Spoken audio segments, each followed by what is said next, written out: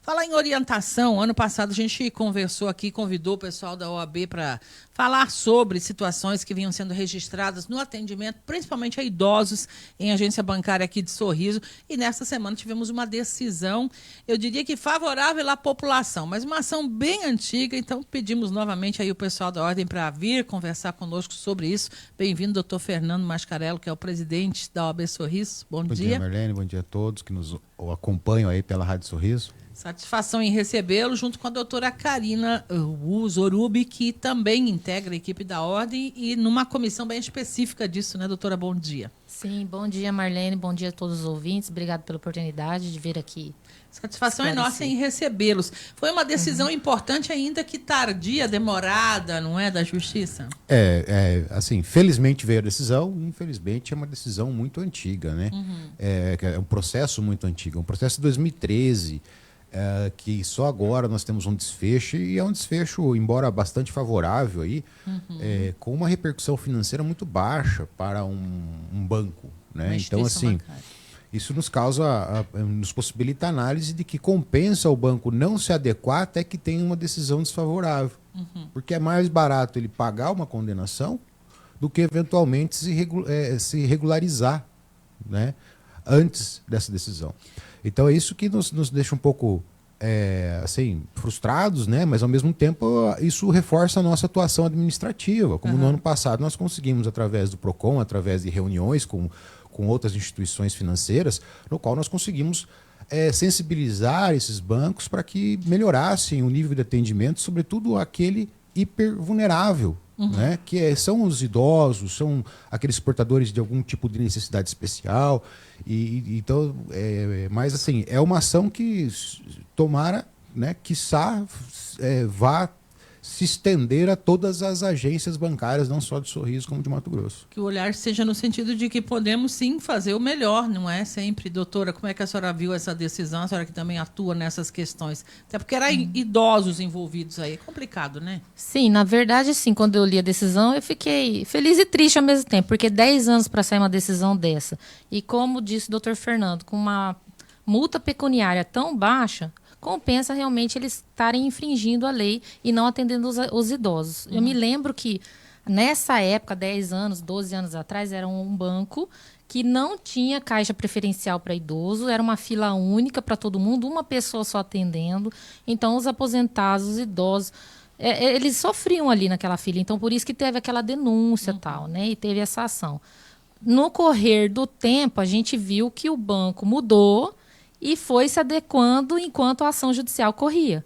Mas então, agora que veio a decisão, hoje eles já estão um pouquinho melhor, né? Já tem o caixa preferencial que é citado nessa decisão aí, que é esse obrigatório. É até uma falta de opção, porque hoje, se a gente pegar esse movimento social mesmo, que nós temos essa migração para o virtual, quem depende hoje da presença física na agência é o idoso. Quem ainda vai ao banco. Exato, quem ainda vai ao banco, quem ainda tem dificuldade. Tem toda uma geração que já se vale dos aplicativos, então para eles não é necessário a agência bancária, né? Resolve pelo WhatsApp, resolve pelo próprio aplicativo do banco. Agora, se nós fizermos um levantamento, o frequentador do banco por excelência, os idosos e aqueles que não têm a chamada inclusão digital ainda. Que esses deveriam merecer essa atenção, justamente. Então, transfere o recurso dos demais clientes que seja para atender essa categoria, né? Sim, eu acho até meio cruel, sabe? Desculpa usar essa palavra, mas é cruel o que estão fazendo com os idosos. Que eu trabalho com eles todo dia. Então, muitos são analfabetos.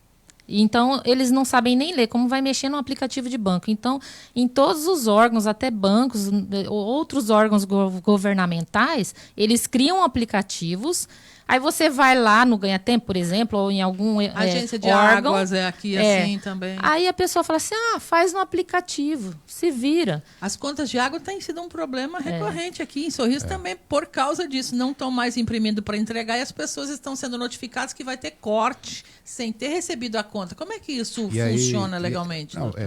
Assim, a obrigação daquele que deve tem que pagar, né? Então, mas precisa ter condição de receber essa conta. Mas só voltando aqui, nós estávamos acompanhando que a chamada anterior, a matéria anterior de golpes, né? Sim. Você percebe que uma coisa está ligada à outra. Porque o idoso, quando ele tem dificuldade no acesso ao aplicativo, ele vai se valer da ajuda que ele conseguir. E muitas vezes é o golpista. E muitas vezes pode ser um golpista. Infelizmente. Né? Então, assim, a gente precisa olhar, sim, essa camada da população com mais critério, Essa virtualização dos serviços, ela é muito bem-vinda, mas ela precisa ser feita observando as peculiaridades de cada camada social, em especial, como a doutora Karina falou, naqueles mais idosos que não só, tem alguns que são alfabetizados, são instruídos, mas tem uma dificuldade com o virtual. Sim, né? sim. Então há uma necessidade de uma inclusão digital antes dessa virtualização desses serviços. Né? Esse é o nosso pensamento. E Então, o serviço público, por exemplo, uma agência que presta serviço em nome como a concessão pública, deveria dar um bom exemplo. Mais que tudo, ela deveria dar o primeiro bom exemplo. com certeza, até porque, notem, o banco por si só a gente pode assemelhar ele a uma entidade que Pública presta serviços também. públicos, né? Até porque eles recebem aposentadoria, pensão, etc., nesses bancos. Mas os demais concessionárias, eles precisam disponibilizar à população que tenha acesso à informação e acesso você mencionou das contas, e acesso às contas. Né? Tem que ser esclarecido para ele, como ele tem acesso à conta. Porque muitas vezes ele não sabe, ele está esperando na casa dele ser feita a leitura e entregue um código de barras que ele possa recolher, como ele faz isso há 10, 15, 20 Sempre anos. foi né? assim, eu Sempre posso foi mudar assim. essa regra no meio do jogo? Se você for mudar, você precisa esclarecer aqueles que jogam o jogo, né? Senão fica difícil. Você está você está criando regras que os demais não sabem, ou está criando exigências que você não permite, né, ao destinatário final ter acesso a essa informação, ter acesso a essa mudança na regra. Sim, o que a gente sente mais falta, assim, até em questão de INSS, vamos falar, né? Sim. Eles mudaram tanto, mas não tem uma campanha nacional de esclarecimento à população. Como é que eu faço agora, Entende? então, já que mudou tudo, né? E daí os golpistas se aproveitam disso e ligam para todos os aposentados. E todos caem em golpe. Semana passada mesmo tive uma cliente de Primaverinha que falou: o moço do INSS me ligou, ele pediu foto minha, meu RG, meu CPF, eu dei. E não era o moço do Não. INSS. Então, Ô, gente, assim, é muito difícil um órgão público entrar em contato com um beneficiário. raríssimo, né, doutora? raríssimo. Eles não ligam para as pessoas. No máximo, eles mandam uma mensagem dizendo: compareça aqui na agência, porque a gente precisa conversar. No máximo No isso. Então, máximo. fora isso, não passar dado nenhum para evitar de entrar numa fria aí nesse caso. Principalmente INSS. Eles não pedem RG, não pedem CPF, não pedem a foto, porque com a foto o golpista consegue fazer até empréstimo consignado no teu benefício. Já pensou, gente? É muito risco mesmo. É muito risco que a gente está vendo. E essa população ela fica exposta a esses riscos. Né? Então é por Infelizmente. isso que a gente precisa levar conhecimento a eles, sensibilizar aí as empresas para que ajudem nessa inclusão digital. Né? Querem partir para o digital? Ótimo, mas vamos levar junto toda a população. Não só vamos chamar assim, dos jovens, né, que tem já uma inclusão digital maior, mas também aqueles mais velhos. Aqui a gente recebe um índice de reclamações, como eu disse, em relação a contas de água, principalmente é diário que vem. Diariamente as pessoas não estão recebendo a conta impressa como vinham recebendo, não sabem o que tem que fazer. E aí fica naquela, de repente chega lá, vai lá, tá no relógio o registro lá com um aviso que vai cortar a partir de tal dia porque está devendo, mas ela nem sabe o que ela está devendo. Pois é, e assim, você para ter o acesso à conta de água, você precisa da matrícula do seu hidrômetro. E sabe aonde que está essa matrícula? Na conta de água. Na conta de... Então, e se você não recebeu a se conta você de não água? recebeu a conta, Porque a como gente é que não você vai assina um acessar? contrato, não tem Não, um contrato tem, impresso na hora de exato. fazer. Então, assim, é você- um péssimo exemplo de serviço público, eu diria. O serviço de cobrança falha aí, porque ele exige uma informação que está na sua conta, qual você não recebeu.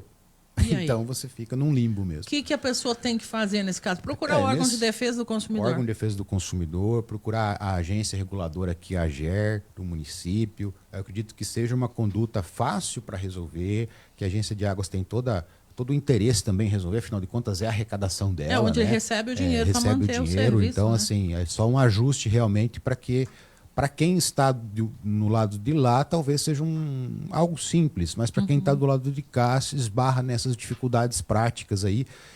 e que são difíceis de superar. Do lado da ordem, continuam sempre de olho. Vocês têm comissões para tudo, inclusive para acompanhar essas situações. Se alguém precisar também de um apoio aí, pode procurar. Positivo. Sim. Nós temos a Comissão de Direito Previdenciário, que ela é bem atuante, né? Principalmente nessa questão do idoso, a gente está de olho. Muito bem. Vamos aguardar, ver se vão cumprir direitinho essa ordem judicial que saiu do processo, né?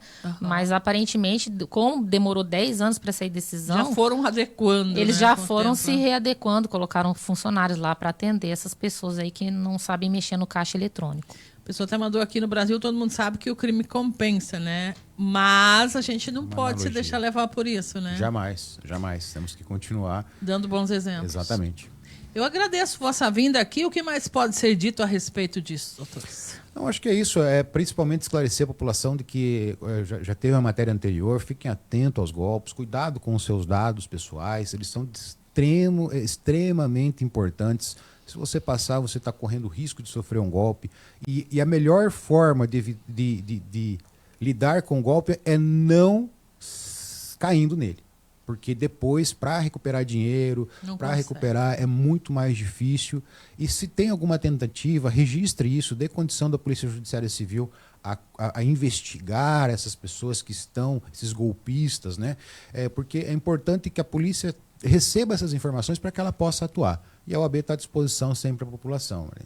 Obrigada, doutor Fernando. Doutora também, muito obrigada pela sua vinda, doutora Karina. Isso, eu que agradeço aí pela oportunidade.